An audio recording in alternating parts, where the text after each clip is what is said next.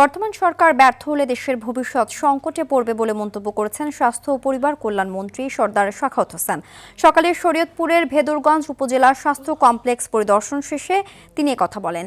এ সময় লাইসেন্স না থাকায় স্থানীয় বেসরকারি দুটি ক্লিনিক বন্ধ ঘোষণা করে সিলগালা করে দেন। মন্ত্রী বলেন, স্বাস্থ্য সেবায় দায়িত্ব পালনে কোনো ধরনের অনিয়ম অবহেলা বরদাস্ত করা হবে না। প্রয়োজনে সংশ্লিষ্টদের বিরুদ্ধে সাময়িক বরখাস্ত বা চাকরিচ্যুতির মতো কঠোর ব্যবস্থা নেওয়া হবে বলেও হুঁশিয়ারি দেন।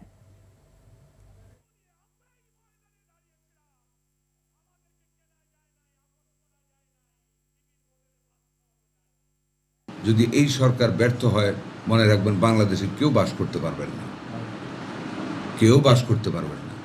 এর চেয়ে সিনসিয়ার গভর্নমেন্ট, এর চেয়ে সিনসিয়ার প্রধানমন্ত্রী বাংলাদেশের ইতিহাসে আর আসবে না, ছিলও না। আর এইবারের কমিটমেন্ট যদি আমরা ফেল করি জুলাই অভ্যুত্থানের পরে, মনে রাখবেন আমরা শেষ হব না, আপনারা শেষ হবেন।